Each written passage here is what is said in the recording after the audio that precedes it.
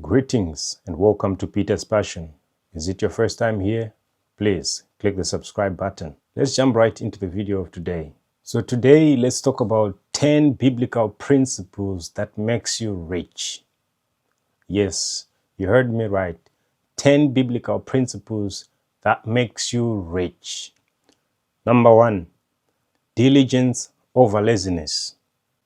The hand of a diligent man makes rich, but the slack hand causes poverty. That's Proverbs 10 verse 4. So what this means is you have to wake up early and start something. When you start something, you need to finish it. Don't just start something and quit before you see the results. Develop skills. You need to have multiple skills so you can have multiple streams of income. You need to have skills. Don't just rely on employment. You need to have skills. Have something at least that you can do with your own hands, because God blesses the works of your own hands. Principle number 2, plan and budget. The plans of the diligent surely leads to abundance. And that's Proverbs 21 verse 5. So you need to have a plan. You need to have goals. Track your expenses and track your income so you will know where your money is going. Don't spend recklessly. Every cent you spend, write it down so that you can track your income. You can track your expenses to know where most of your money is going. And you need to save before spending. Do not spend first, then save. It's like even the government, they take taxes before anything else. Before you pay your expenses, before you pay your transport money, before you pay your rentals, the government takes their money. So copy the government and copy the church. The church takes their tithe before you spend. And you need to set financial goals. Don't just do things. Plan and budget and set goals and save before spending. Track your expenses and track your income so that you will know where your money is going. Principle number 3, avoid debts. The borrower is a slave to the lender. Avoid debts. I repeat, avoid debts. If you owe somebody money, you become the slave of that person. You have no freedom. It's like you owe that person and you need to pay back, and your freedom is limited. You can't even go out there to buy pizza for yourself knowing for sure that you owe somebody money. You can't even post a status. You can't even post a good picture on Facebook or elsewhere looking like everything is going well, yet you owe somebody money. So you become a slave to the one who lends you money. You know, back in the days in the Bible, when people would borrow money and they could not pay it back, they would sell themselves as slaves to the lender so they could work for him until they finish paying their debts. So even spiritually, you may be bound. If you owe somebody else, you may be bound. The Bible says, owe no one anything except of love. So stay out of debts. Stop even buying devices, phones on credit or on lay-by. Pay cash if you can so that you will not be a slave. You will not be only a slave in the physical, you will be also a slave in the spiritual, because the Bible says, owe no one anything, and you owe somebody. And then you becomes a slave. Like the scripture I read says, a borrower is a slave to the lender. It may not necessarily be only in the physical, you may be even a slave spiritually. So no wonder why you see everything that you're doing is not working, because you owe somebody money, because you owe the bank, because you owe that retailer for a phone you took or a TV that you took. So stay away from debts, because debts also sometimes have interest. If it's banks, you end up paying money that you're not supposed to be paying. So as you are a slave to the one who lends you, even if it's the bank, you don't know what they are doing with you spiritually, as you are bound to be their slave. Spiritually, they can manipulate and overpower and do whatever they want, because you automatically become their slave. So you end up not making any money to pay them back, and you remain a slave until the end. Imagine rapture takes place and you owe somebody, and the Bible says, owe no one anything except of love. Do you think you are going to make it in? So always owe no one anything.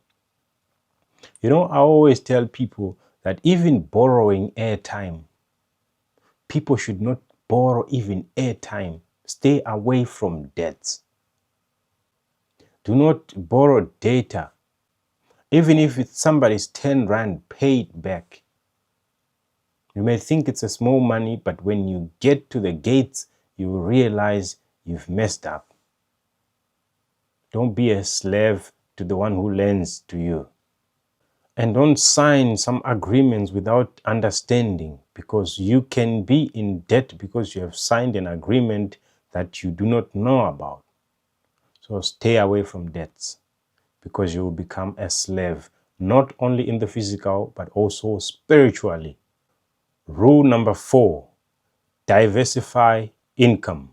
Divide your portion to 7 or even to 8, for you do not know what misfortune may occur. That's Ecclesiastes 11 verse 2. I'll repeat again. Divide your portion to 7 or even to 8, for you do not know what misfortune may come. I've read a book that says, do not put all your eggs in one basket. Imagine putting all your eggs in one basket and then you drop the basket. What happens? All your eggs will be damaged. All your eggs will be broken. So you do not want to put all your eggs in one basket. So diversify your income. Multiply skills. Have multiple skills. Have side hustles. Have different kind of investments. Don't rely on one paycheck. Don't rely on one job. Diversify. If you are working, try to sell something. Try to do something else so that you won't put your money in one basket. Principle number 5, integrity in business. Dishonest scales are an abomination to the Lord. I repeat, dishonest scales are an abomination to the Lord, but a just weight is his delight. That's Proverbs 11 verse 1. I repeat, dishonest scales are an abomination to the Lord, but a just scale is his delight. Proverbs 11 verse 1. So in whatever you do, be honest. Don't be a criminal. That's the strongest principle that you need to catch. If you promise something, make sure you fulfill the promise. If you are not honest, sometimes people may not trust you, and that's you losing business. I remember me as an Uber driver, sometimes it happens that somebody forgets their phone in my car and I take it back and the person is surprised. And the person is surprised to see me back with their phone. Sometimes I take back the phone the next day and the person is so happy and surprised, because most drivers don't think of that. They take the phones and switch them off and flush them and sell them. But you don't know what you've just done. You just messed up your entire life. Whatever money that was supposed to come to you will be taken from you. Imagine, how does God protect your wealth if you are putting the money that you have stolen in your bank account? Let's say you have in your house 100,000 rands. You stole 10,000 rand, or you stole a phone worth 5,000 rand. You bring that 5,000 rand, you add it to your 100,000 rand that is clean. How is God going to protect that money? Because there is stolen money there. So your money has no protection from God because it has been stolen. So this is the way to get rich. Stay away from criminal activities. Stay away from robbing and stealing from people. Be honest in anything you do. If somebody drops even a coin, give them back their coin. It's not yours. Once you take that coin, the devil now has access to all that you have. You need to have fair pricing. If you're a businessman, You need to have fair pricing. Don't overprice, don't overcharge things. You know very well that your product is not worth this amount of money, but you still go on and overcharge. You will lose business. You think you are smart, but the devil is looking right at you. You think you are smart by overcharging. Satan is looking at you. He is the one who is going to deal with you when you overprice. You think maybe you are not seen, nobody is seeing you. There are monitoring spirits that are monitoring your business to see if you are doing it right. So don't overprice, don't overcharge. If you buy a crate of tomatoes with 100 Rand, try not to make 1,000 Rand out of it. Even though you can do it, but don't overprice, don't overcharge. Most people do it when they see a rich person coming to them. They increase prices only because they see a rich person. That is not true, and that is not fair, and that is lying. Sell to everyone with one price. Sell to everyone with one price. Don't overcharge somebody because of their status. That is not being honest before God, and the devil now has access to your wealth. The devil now has access to your business. If you do anything small that's wrong, the devil now has access to your business. That's why many of your businesses are not growing. That's why many of your businesses are not successful. Because you are doing something bad, even though small, but it's bad. Don't do it. And you need to honor contracts. If you have agreed with somebody that I will deliver this every month, or I'll pay my employees every month this amount of money, don't be dishonest. Pay them as you have said. Honor the contracts. If it's an agreement, a covenant, whatever it is, make sure you stick to the covenant. Make sure you stick to the agreement. Make sure you stick to the rules. Honor contracts. Pay your employees well. Don't underpay them, and pay them on time. Trust is equals to repeat customers. Once customers now trust you, they are going to always come to you. So be honest. Even God will direct customers your way if you are honest. And avoid lying. If you bought something yesterday, or if you bought something in China, do not deceive and lie to somebody that this thing I have bought it in Dubai, or this thing I have bought it in Japan. Just say where you bought it if you are asked, or rather avoid answering that question than to lie. The moment you lie, the devil has legal rights to attack your business. So if you want to get rich, follow these principles. Be an honest person. Do not lie to your customers. If you are cooking pap, if you are cooking sadza, do not lie to your customers that I cooked this sadza today, is fresh, but yet you cooked it yesterday. Be honest. If you are a driver and somebody asks, where are you? Just be honest. If you are far, just be honest and say, I am very far. Don't just tell them 10 minutes, yet you're still 30 minutes away. You lose customers because of that, because of dishonest, because you are not telling the truth. Make sure the devil has no legal rights to come close to your business. He's only waiting for a legal door, a legal entry. Then he comes in and messes up everything. Most of you are actually doing well in business. Customers are coming, but you don't know where you are failing. It's because there is that little dishonest. There is that little lie that you put in your business. I know you think you have to lie. I know you think you have to be dishonest.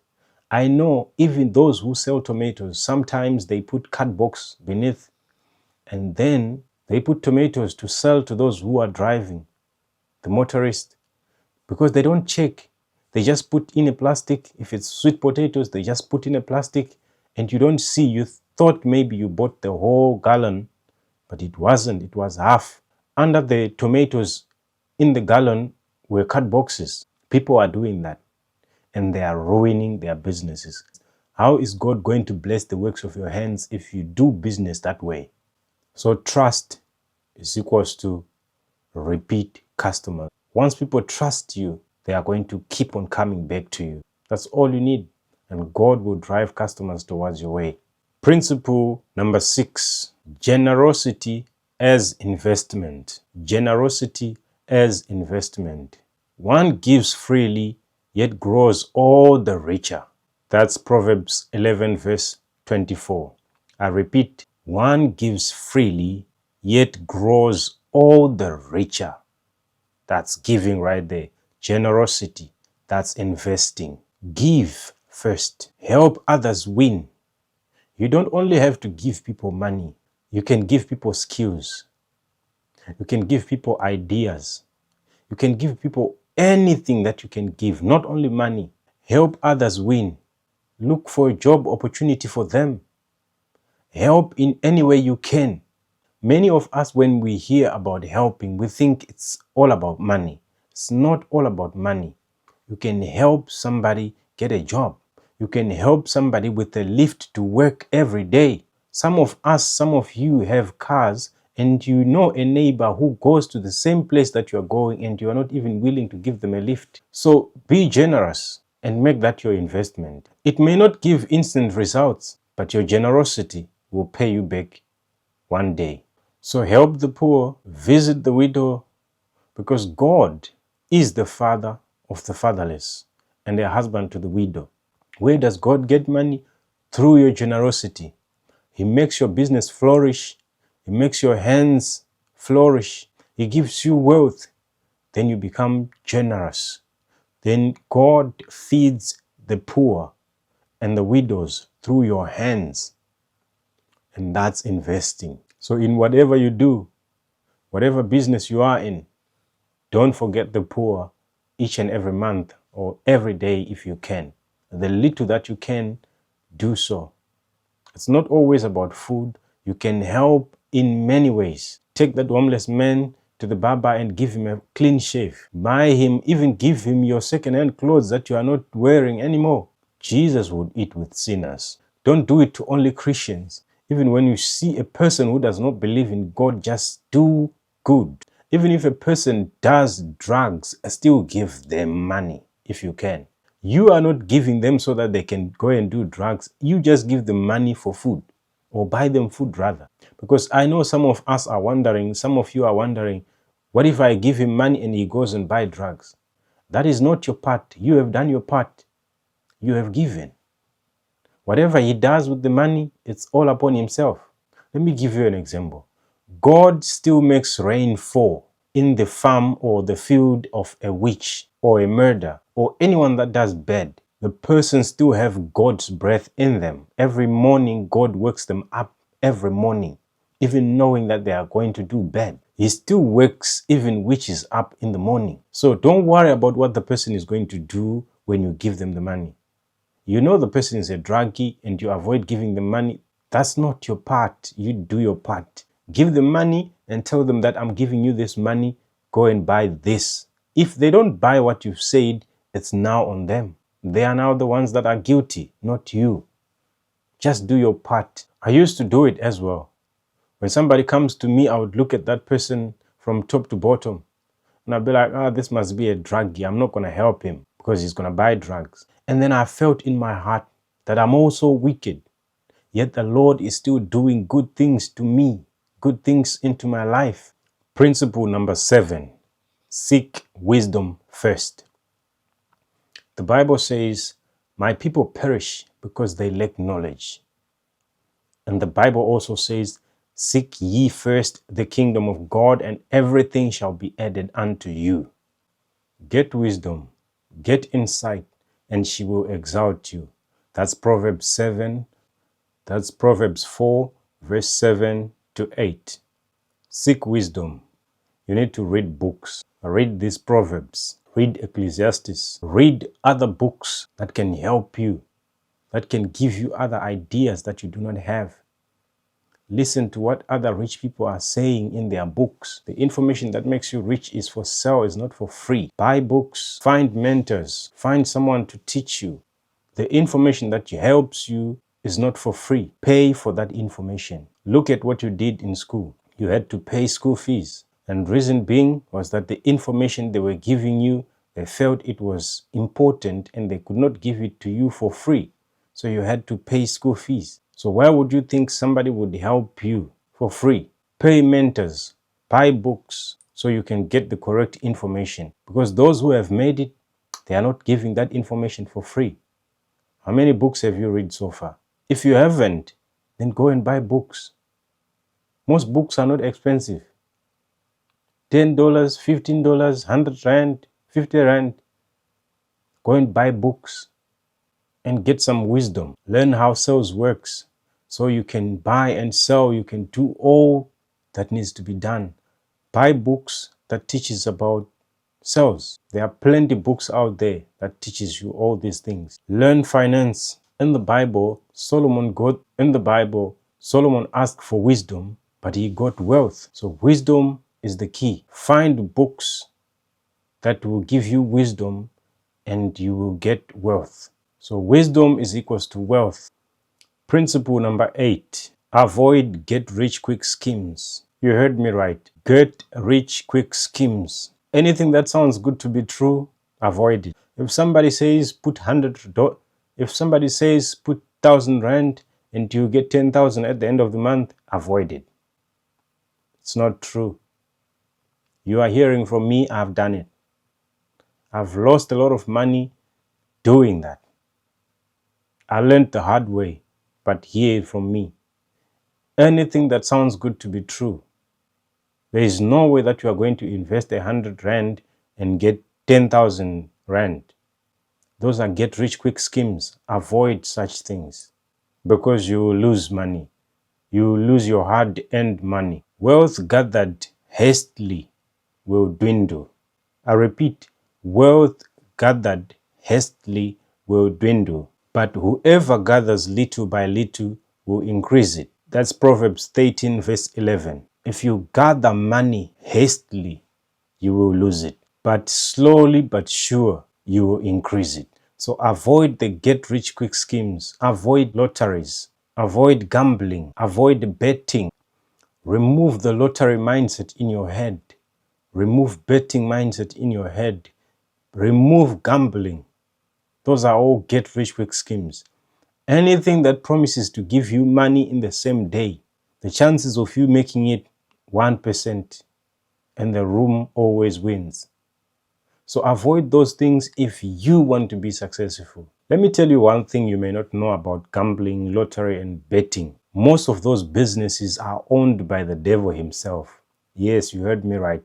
Most of those businesses are owned by the devil himself. The casinos and all those kind of places, the people who you think are bosses or owners of the casinos are not owners, are not bosses. They are working for Satan himself.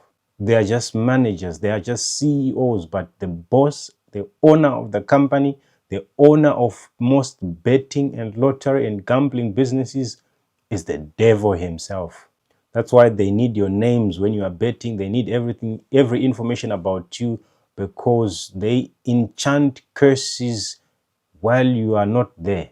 Every casino, they have witches and all Satanists that curses all their clients that signed up with them, and you rarely make it. Even if you make it, that's the reason why you see even most people who won lottery, most people who did betting and even made the money, they did not do anything reasonable with the money. I don't know. You may not like this part, but it is the truth. The devil owns those businesses. So avoid get-rich-quick schemes. Avoid those Forex people that comes to you and say, put money today and I'll trade for you. By tomorrow, by next week, you're going to have this amount of money. There's no such a thing. There are chances of you losing money. I've lost money in Forex. I've lost money with Bitcoin and all those things. It's not that Bitcoin and Forex is not legit, but to me, it's more like gambling, because you're doing something and analyzing, not knowing where which direction is the market going to take. So avoid all those things. But I'm not saying Forex is a scam. But when you're trading Forex as an individual, you're trading against the banks. When you do Bitcoin, yeah, you may make it. But again, you may lose. There's no guarantee. At least invest in something that you will not lose 100% of your money. Avoid all get-rich-quick schemes. Like I read you a scripture, a person who gathers money hastily will end up losing it. But a person who gathers money slowly will increase it. Principle number 9, contentment kills greed. Yes, contentment kills greed. Godliness with contentment is great gain. That's 1 Timothy 6 verse 6. Godliness with contentment is great gain. You need to define how much is enough.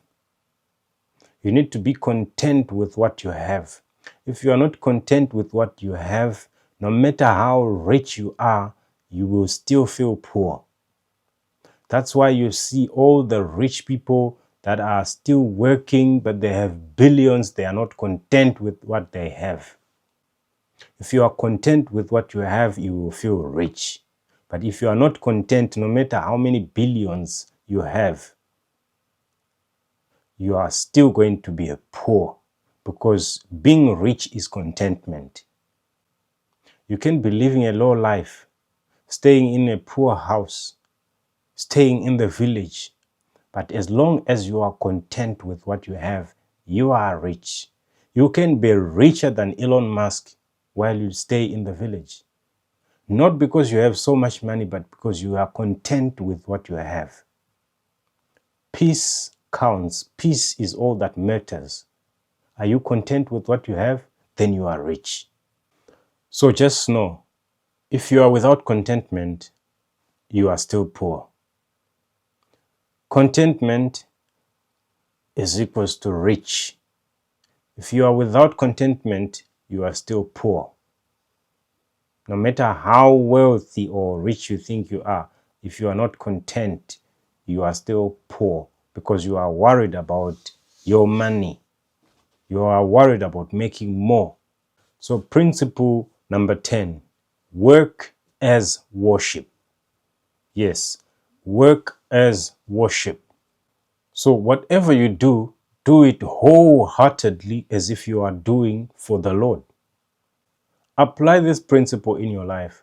Whatever you do, do it wholeheartedly as if you are doing it for the Lord. You can find that verse in Colossians 3 verse 23. Do it wholeheartedly as if you are doing it for the Lord. So if you put that principle, you find you're not going to be lying, you're not going to be stealing, you're not going to involve sin in your business. So if you are doing it for the Lord, you don't have to involve lying. You don't have to involve cheating. You don't have to involve covetousness. You don't have to involve all other sins. Because you're doing it for the Lord, you are doing it as though the Lord is watching you. Some of you may think nobody's watching, but the Lord is watching. So do it as though the Lord is watching you. Joseph was trustworthy in prison, and he ended up running Egypt's economy. So do it like Joseph. Be honest in your prison. Be honest when you're poor, but you will end up running Egypt's economy. Wealth is a tool, not a goal. Those who desire to get rich will fall into temptation. The love of money is the root of all evil. So when you're doing everything that you're doing, do it as though you are doing it for the Lord.